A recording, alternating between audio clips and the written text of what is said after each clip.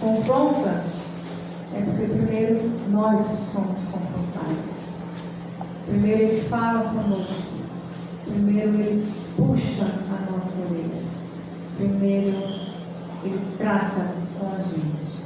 Para só então Ele liberar sobre a igreja.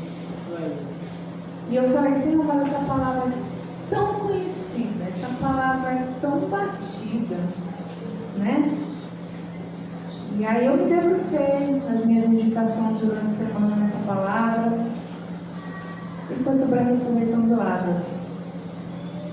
Então abra comigo João, capítulo 11. Eu vou ler do 1 ao 7, depois do 17 em diante. Que ele diz assim: um homem chamado Lázaro estava doente. Ele era de Betânia, da aldeia de Maria e de sua irmã Marta. Esta Maria, cujo irmão Lázaro estava doente, era a mesma que ungiu o Senhor com perfume e lhes enxugou os pés com os seus cabelos. Por isso, as irmãs de Lázaro mandaram dizer a Jesus: aquele que o Senhor ama está doente. Ao receber a notícia, Jesus disse: essa doença não é para a morte, mas para a glória de Deus, a fim de que o Filho de Deus seja glorificado por meio dele. Ora, Jesus amava Marta e a irmã dela, e também a Lázaro. Quando soube que Lázaro estava doente, ainda se demorou 2 dias no lugar onde estava. Depois disse aos seus discípulos: vamos outra vez para a Judeia. Vamos para o passo 17. Quando Jesus chegou, encontrou Lázaro já sepultado. Havia 4 dias. Ora, Betânia ficava mais ou menos 3 quilômetros de Jerusalém. Muitos dos judeus vieram visitar Marta e Maria, a fim de consolá-las, por causa do seu irmão. Marta, quando soube que Jesus estava chegando, foi encontrar-se com ele. Maria, porém, ficou sentada em casa. Então Marta disse a Jesus: se o Senhor estivesse aqui, meu irmão não teria morrido. Mas também sei que mesmo agora, tudo que o Senhor pedir a Deus, Ele concederá. Jesus disse a ela: o seu irmão há de ressurgir. Ao que Marta respondeu: eu sei que há de ressurgir na ressurreição do último dia. Então Jesus declarou: eu sou a ressurreição e a vida. Amém. Quem crê em mim, ainda que morra, viverá. E todo que vive e crê em mim não morrerá eternamente. Você crê nisto? Amém. Marta respondeu: sim, Senhor. Eu creio que o Senhor é o Cristo, Filho de Deus, que devia vir ao mundo. Depois de dizer isto, Marta foi chamar Maria e a sua irmã, e lhe disse em particular: o mestre chegou e está chamando você. Quando Maria ouviu isso, levantou-se depressa e foi até ele, pois Jesus ainda não tinha entrado na aldeia, mas permanecia onde Marta o havia encontrado. Os judeus que estavam com Maria em casa e a consolavam, vendo-a levantar-se depressa e sair, seguiram-na, pensando que ela ia ao túmulo para chorar. Quando Maria chegou ao lugar onde Jesus estava, ao vê-lo, lançou-se aos seus pés, dizendo: se o Senhor estivesse aqui, o meu irmão não teria morrido.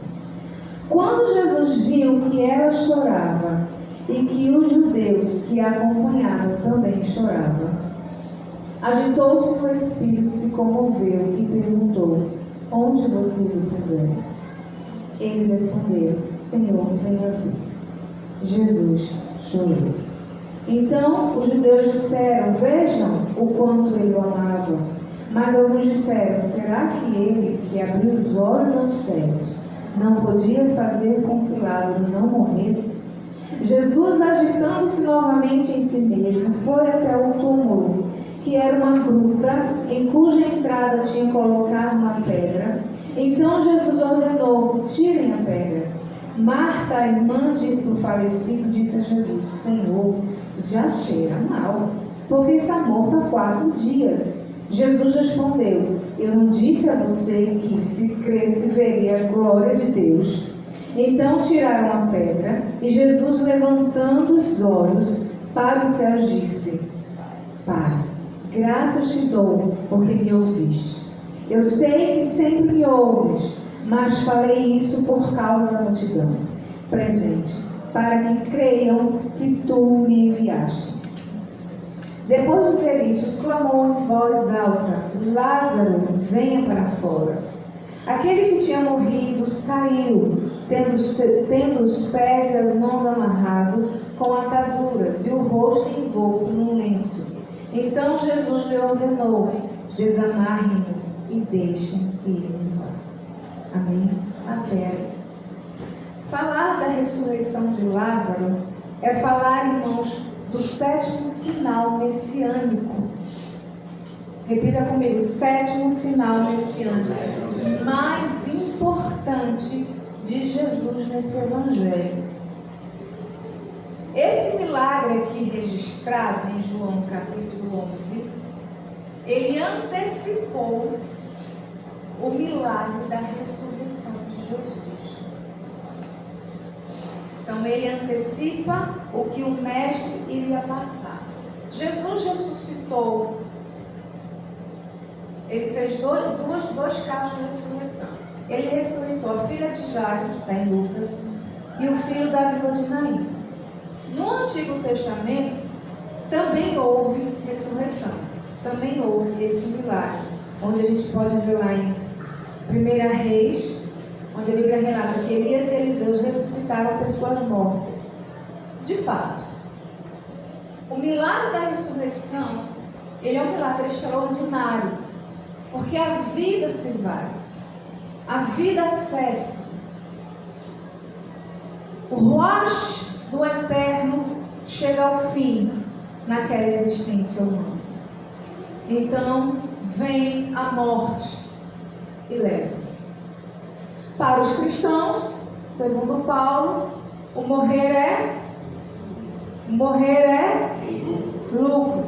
Porém, a igreja contemporânea, a igreja atual, parece que quer se alinhar aos testemunhos de Jeová. E o que é que os testemunhos de Jeová pregam? Aqui, a terra. É onde eles irão ficar. Eu aqui não fico. Eu não vejo a hora desse céu se rasgar, uma trombeta bem alta e gritante como eu, um alarido bem forte, gritar meu novo nome e eu subir. Porque a Bíblia diz que lá é incomparavelmente melhor do que isso aqui. Porém, muitos ainda estão aqui, ó. Senhor, pera um pouquinho que ainda me falta fazer algumas coisas. Senhor, pera um pouquinho que ainda falta eu realizar sempre. Pera um pouquinho. Como se Deus ia esperar a gente. Né, irmão? Deus está lá. Não, eu vou esperar Rejane fazer aquele projeto dela e aí eu volto. Jesus está esperando, né, irmãos? Os nossos desejos se realizarem. É verdade? Claro que isso não é verdade. Irmãos, os médicos antigamente, eles precisavam atestar o morto. Então, como é que acontecia? Havendo clinicamente um morto por alguns minutos ou algumas horas, ele era enterrado e dado como morto. Aí uma coisa que eu achei interessante, que eu anotei aqui para vocês, é que ele diz o seguinte: o incidente é relatado de tal forma para que ninguém perdesse a sua importância. Jesus, quando ele traz à vida um cadáver de 4 minutos, né? 4 horas, 4 dias. A situação da família enlutada, no original, a palavra Shiva, significava referente 7 vezes, ou número 7, que se referia ao costume judaico de se sentar-se e lamentar por 7 dias o morto, filho, cônjuge, parente. E nesse caso, no judaísmo ortodoxo, não era diferente. A pessoa enlutada, ela ficava na casa do morto por 7 dias. Ela ficava, segundo a tradição, assentada, lamentando por 7 dias o morto.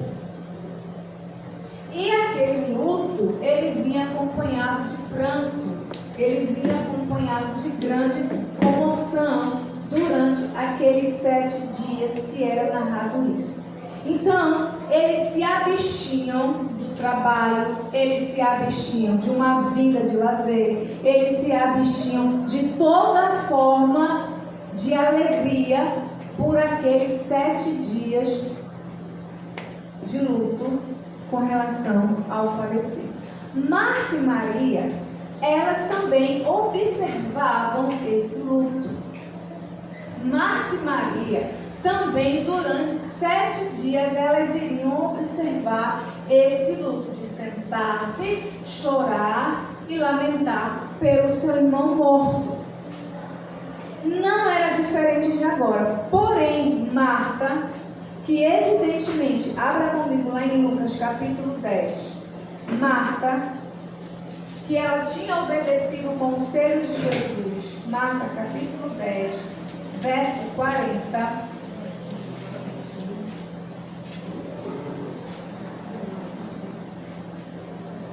Lucas capítulo 10, verso 40, ele diz assim: Marta agitava-se de um lado para o outro, ocupada em muitos serviços. Então se aproximou de Jesus e disse: O Senhor não se importa com o fato de minha irmã ter deixado que eu fique sozinha para servir? Diga-lhe que venha me ajudar.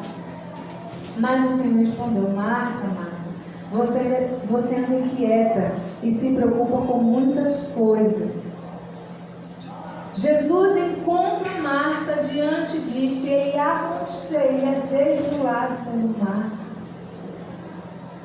O paradoxo entre Marta e Maria: Maria se aquieta, se queda diante dos pés do Mestre. Marta está agitada. E esse mesmo contexto de Lucas que ele fala: Marta, Marta, você está muito inquieta, é o mesmo que está diante da morte de Lázaro. Irmãos, e Marta, a primeira coisa que uma das primeiras coisas que nos vem é o que ela diz. No verso lá em João, onde a gente está lendo, ela diz assim, no verso 17, deixa eu ver, ela diz, no verso 21, Marta disse a Jesus: se o Senhor estivesse aqui, o meu irmão não teria morrido. Porém, eu sei que ele há de ressurgir no último dia. Marta está fazendo referência aqui nesse momento ao Tanakh. O que é Tanakh? Tanakh, irmãos, é o Antigo Testamento judaico cristão, que tem as passagens bíblicas de onde eles eram ensinados. Tem suas divisões, diferentes daquilo que nós temos hoje, mas é cristão. E ele dizia que ele iria ressuscitar. Então Marta disse: se o Senhor estivesse aqui, o meu irmão não teria acontecido isso com ele. Aí ela diz: mas eu sei que ele há de ressurgir no último dia. E nesse momento, o que nos parece, para alguns teólogos, é que como se ela dissesse assim: eu sei que ele vai ressurgir, mas se o Senhor estivesse aqui, isso não teria acontecido. Levando para Jesus uma responsabilidade da morte do irmão dela. Alguns teólogos falam isso, de algumas correntes, outros não. Antes que a medicina discernisse a morte de um cadáver, a morte de uma pessoa, as práticas de sepultamento judaico tentavam eliminar terríveis possibilidades de levar ao túmulo e enterrar alguém vivo. E aí o Talmud é uma coletânea de livros sagrados dos judeus, um registro das discussões rabínicas que pertencem à lei judia e à ética judaica, costumes históricos do judaísmo. Eles iriam até o cemitério verificar se o morto realmente estava morto. Porque houve casos de enterrarem o morto e o morto está vivo. E quando retiraram o morto, aquele morto viveu por mais 25 anos. E casos de outros que foram enterrados vivos, quando foram ver não estavam mortos, estava vivo, viveu por mais anos e anos, ainda teve filhos e formou família. Então era uma prática diferente da nossa atual. Então eles começavam agora a esperar para se certificar que o morto estava morto. Não era como as práticas atuais, porque a medicina não era avançada como era hoje. Pois bem, Marta, ela está entre a decepção e a fé. Só Marta? Alguém mais se identifica? Entre a decepção e a fé. Todos nós, acredito eu. Quem já não se deparou diante das decepções, das promessas não alcançadas ainda? Só eu, Neildes, ou vocês também? Quando nós nos deparamos diante das decepções de uma promessa que não foi cumprida e a fé que nos aguça a crer naquele que fez a promessa. Isso não acontece só com você, que acontece com você. Marta está nessa situação. Se o Senhor estivesse aqui, meu irmão não teria morrido. Mas sei que agora Deus, ela joga, Deus te concederá tudo o que o Senhor pedir. Irmãos, o que Marta está tentando encontrar é um apoio, nesse caso, para que um milagre acontecesse. E segundo um teólogo cujo nome é William Branham, ele ressalta aqui, quando Marta se encontrou com Jesus, foi o seu coração que falou através dos seus lábios. Ela demora, mas ela crê que a resposta virá de uma oração para reverter uma situação humanamente irreversível. Quem já esteve diante da morte? Não você morrendo, mas alguém que você ama. E tudo que você quer naquele momento é que o ruacho de Yahvé venha novamente, sopre sobre aquela pessoa e ela volte à vida e ela volte para o seu convívio. Marta está diante dessa situação. Ela está dizendo, eu sei que o Senhor pode fazer. Eu sei que algo pode acontecer diante de uma calamidade. Ela está entre a decepção e se apegando aos fios de uma fé, da qual até então a Bíblia diz, estudiosos falam, que ela não entendia que ele era o Cristo. Só mais tarde ela confessa, eu sei que tu és o Cristo. Mas aquela mulher talvez estivesse desesperada. E ela disse, os livros dizem que ele vai ressuscitar, mas será que o Senhor não vai fazer alguma coisa? Será que o Senhor não vai se levantar? Ei, olha para a minha situação, o meu irmão que eu amo, o homem da casa, o supridor da família, só tem eu e Maria, e o Senhor diz que nos ama. Quando o Senhor chegou a Betânia, nós te recebemos. Betânia é sua casa, o Senhor está conosco, olha para quem o Senhor ama. Ela está daquele jeito. E quantos de nós muitas vezes não ficamos, Senhor, eu tenho promessa, Senhor, o Senhor não disse que me ama. E eu posso imaginar a calma do mestre, dizendo, Marta, uma coisa só de baixo.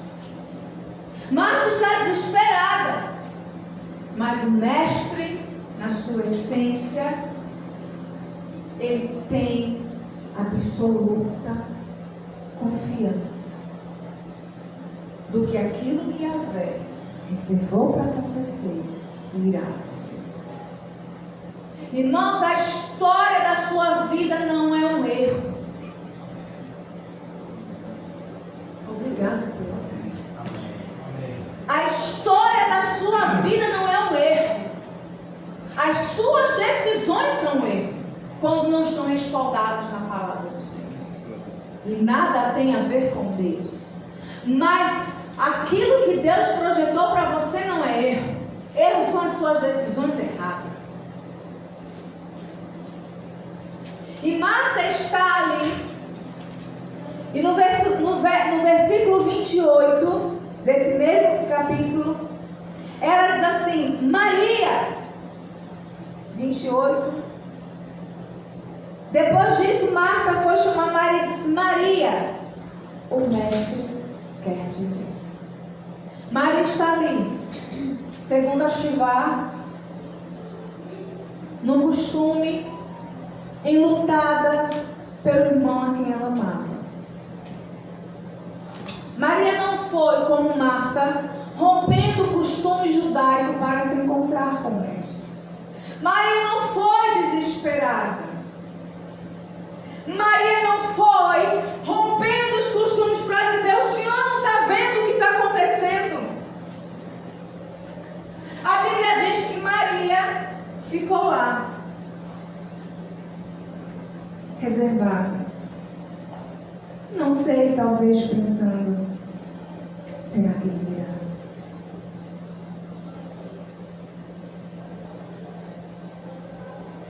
Não sei.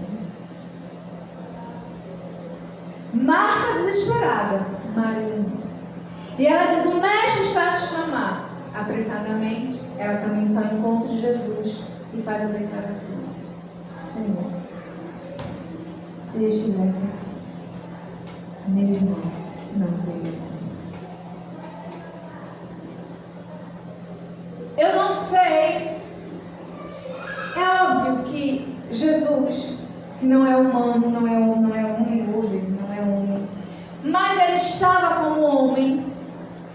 Ele se identificou com a sua humanidade.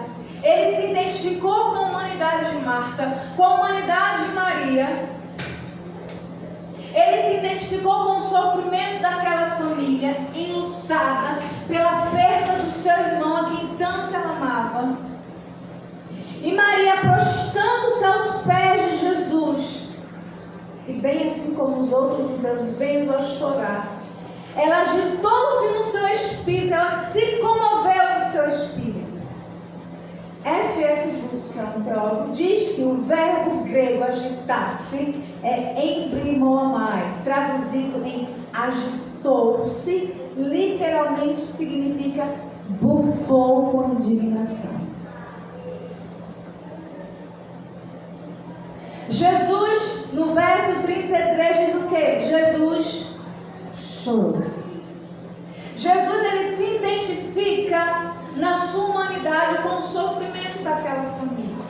Mas ele se indignou, ele bufou com indignação diante daquela situação, que é a mesma coisa que é do tipo o desprezo naquela situação. Ele se identifica com a dor de Marta e Maria. Como está o coração do amigo Jesus? Irmãos, eu não posso aqui afirmar que Jesus sabia que Lázaro ressuscitaria ou não ressuscitaria. Eu não posso aqui afirmar. Talvez ele soubesse que Deus iria fazer um milagre. Talvez ele não soubesse. Não vou afirmar aqui se sim ou não.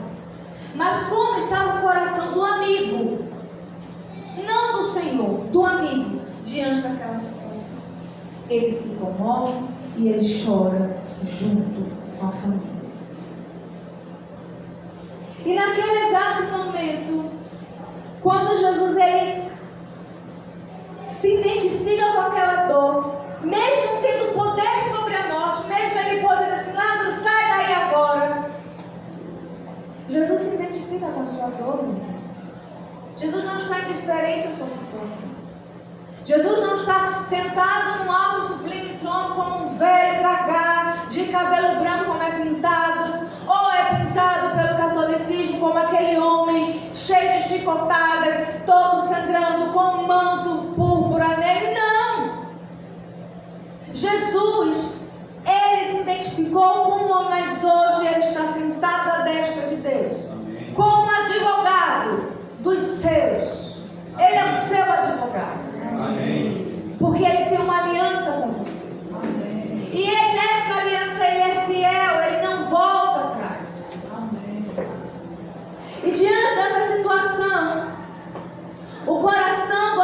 está, ele se aproxima do sepulcro e diz: tira a pedra.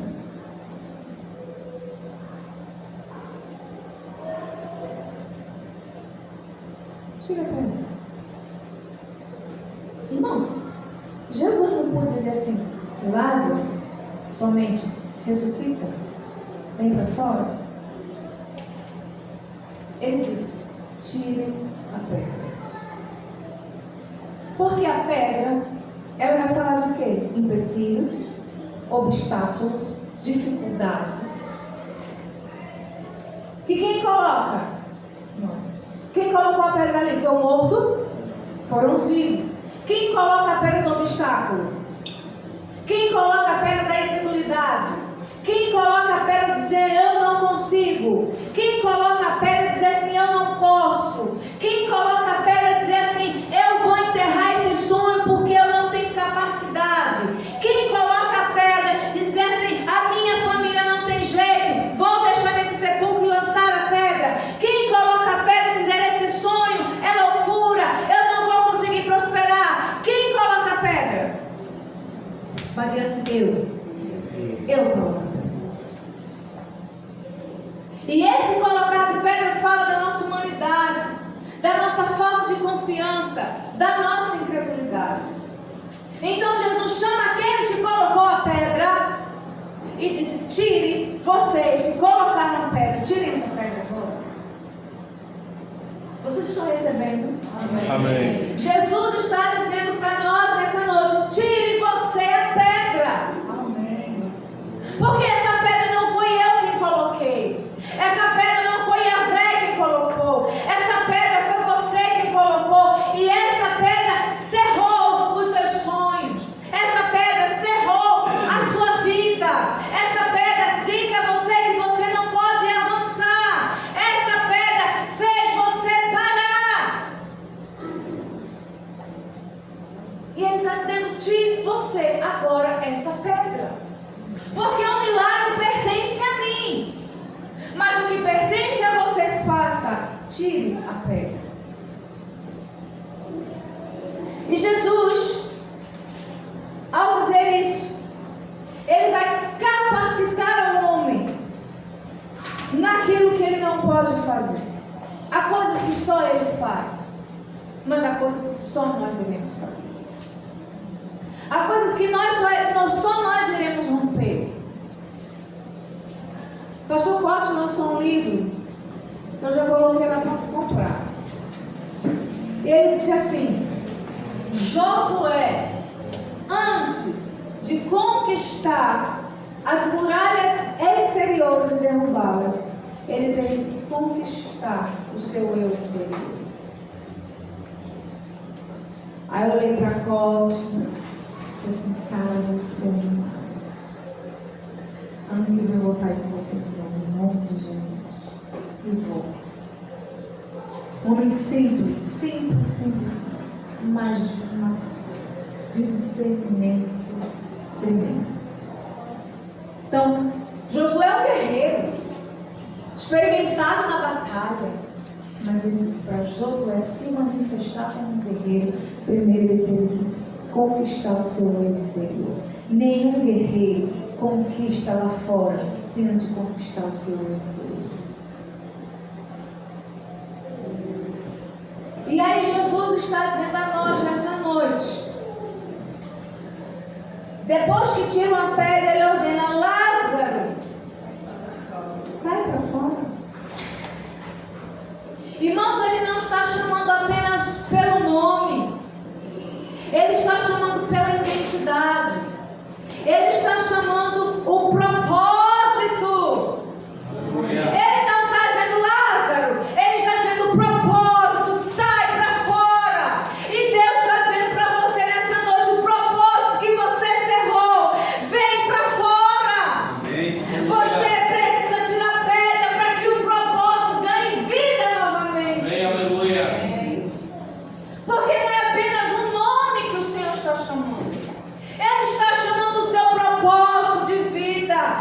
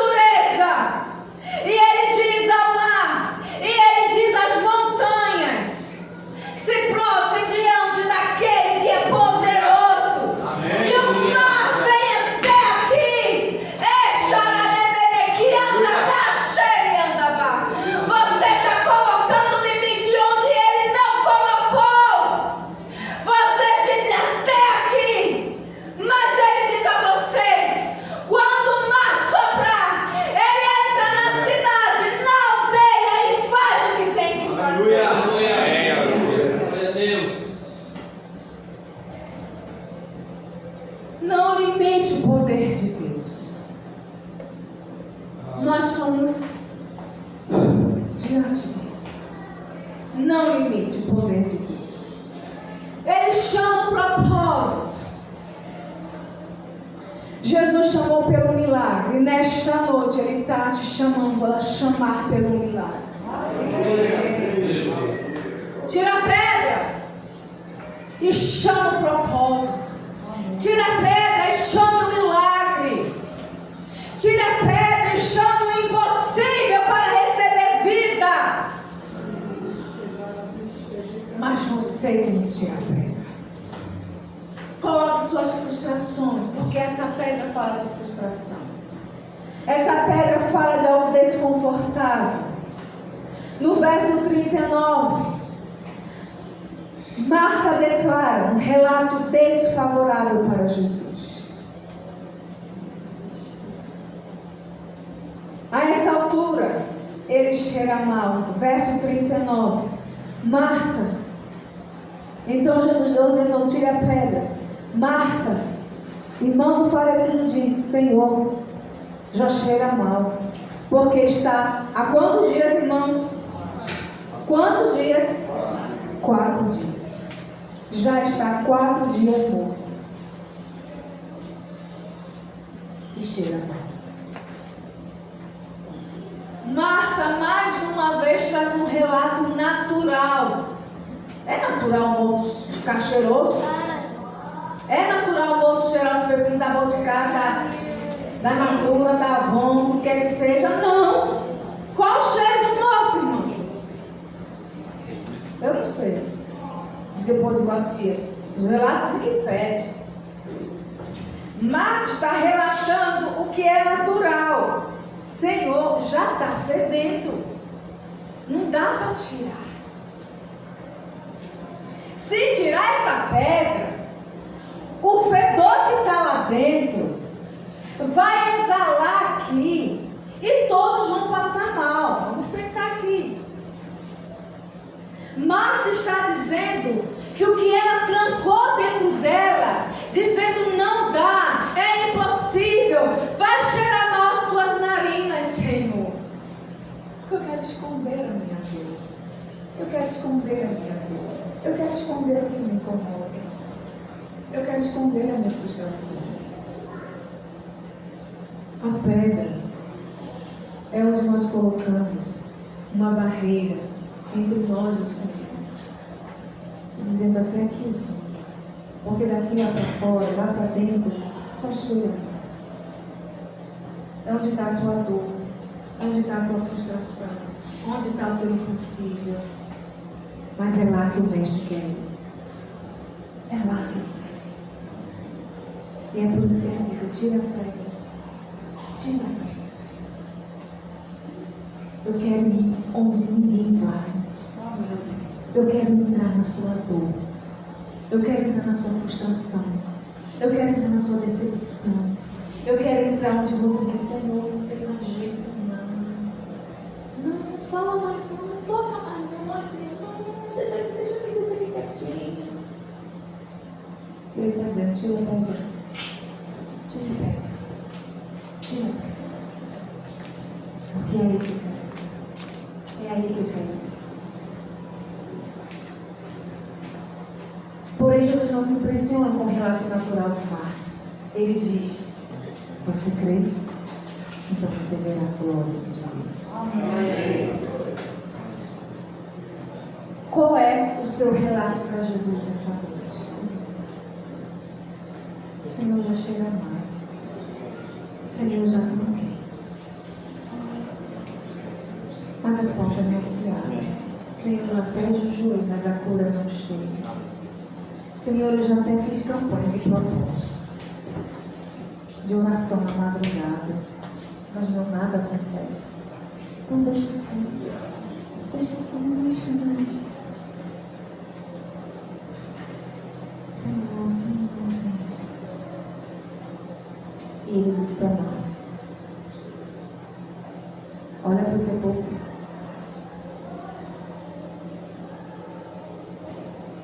Vem cá. Olha para o seu povo.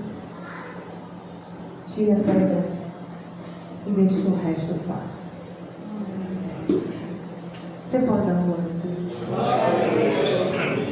Ele está te chamando nessa noite para olhar para o lugar da sua frustração, o lugar da sua decepção, o lugar da sua infertilidade e dizer: tira a pedra, porque o resto quem faz sou eu, não é você. Amém. O seu relato, Marta, é um relato incrédulo. O seu relato aos meus ouvidos não soam bem, mas tira essa pedra, porque o que está lá dentro só eu tenho poder para fazer. Só eu tenho poder. Então tira a pedra e diz: vem propósito para fora. Vem para fora, que o que eu tenho que fazer é maior do que o seu relato, Marta. O seu relato é só de reclamação e murmuração e do impossível. Mas se você crer, você verá a glória de Deus. Amém. Você está pronto para ver a manifestação da glória de Deus? Amém. Porque Jesus é especialista em ressuscitar mortos. Amém. Jesus é especialista onde você diz assim: game over, ou seja, acabou, foi até aqui. Mas você diz que até aqui peraí, viu? Já disse para ele: Senhor, acabou até aqui, chega, cansei. Ele vai dizer: cansou? Está pronto para ver a glória de Deus? Está pronto para ver a glória de Deus? Amém. Então creia que a glória de Deus vai se manifestar na sua vida. Amém. Porque você tem um propósito. É nesse improvável que Ele vai agir. Amém. É no seu improvável que Ele vai agir. Levanta nessa hora. Fica de pé. As Martas que estão aqui, fica de pé. As Marias podem ficar sentadas. De Maria não tem problema. Mas as Martas fiquem de pé. E agora, Marta, que está diante de mim, olha para a tua pedra, pelo olhar aí espiritual. Olha para a tua pedra da frustração. Olha para a tua pedra aí desse sepulcro de morte que você diz que não tem mais jeito. Olha para essa pedra onde só as dificuldades dizem para você: é impossível, não dá certo, esse planejamento não vai funcionar, porque eu já tentei tantas vezes. Senhor, não fala mais isso comigo. O Senhor já me prometeu, mas nada acontece. Olha para a tua frustração nessa hora. É para esse lugar que Ele quer que você olhe. Mas Ele não quer que você detenha o seu olhar aí. Ele agora quer que você tire a pedra. Remova essa pedra. Deus, como é que eu removo essa pedra? Diga: foi até aqui. Fala comigo: foi até aqui. Foi até aqui. Diga mais uma vez: foi até aqui. Diga comigo: removo essa pedra da frustração, da incredulidade, da revolta, da falta de fé, da murmuração, dos sonhos mortos, dos propósitos não cumpridos.